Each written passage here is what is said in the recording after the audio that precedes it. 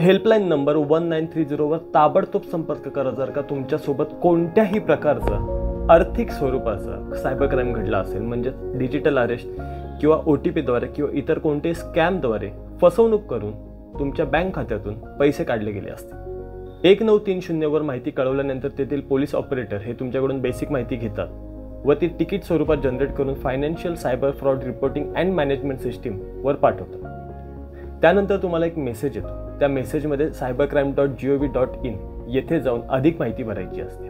आता 1930 आणि cybercrime.gov.in या दोन्ही ठिकाणी आवश्यक असलेली बेसिक माहिती म्हणजे तक्रारदाराचा संपर्क क्रमांक, बँक, वॉलेट किंवा मर्चंट ज्याद्वारे ट्रान्झॅक्शन झालं त्याचं नाव, त्याचा अकाउंट नंबर, ट्रान्झॅक्शनची वेळ, तारीख, ज्या बँक खात्यावर पैसे पाठवले गेले आहेत जर का उपलब्ध असेल तर त्याचे नाव, त्याचे ट्रान्झॅक्शन ID, त्याचं अकाउंट नंबर, क्रेडिट कार्ड किंवा डेबिट कार्डद्वारे संबंधित घटना घडली असेल तर त्याची माहिती आणि या सर्व माहितीचं जर का उपलब्ध असतील तर स्क्रीनशॉट। ही सर्व माहिती पोलीस ऑपरेटर हे तिकीट स्वरूपात जनरेट करून संबंधित बँकमध्ये पाठवतात। संबंधित बँकमध्ये पाठवल्यानंतर जर का तुमच्या बँक खात्यातून आलेले पैसे हे जर का चॅनलमध्ये असतील, ते संबंधित फ्रॉडस्टर्सच्या हातात पोचले नसतील तर बँक सदर पैशांना होल्डवर ठेवते आणि तुम्हाला ते परत मिळण्यास मदत होते।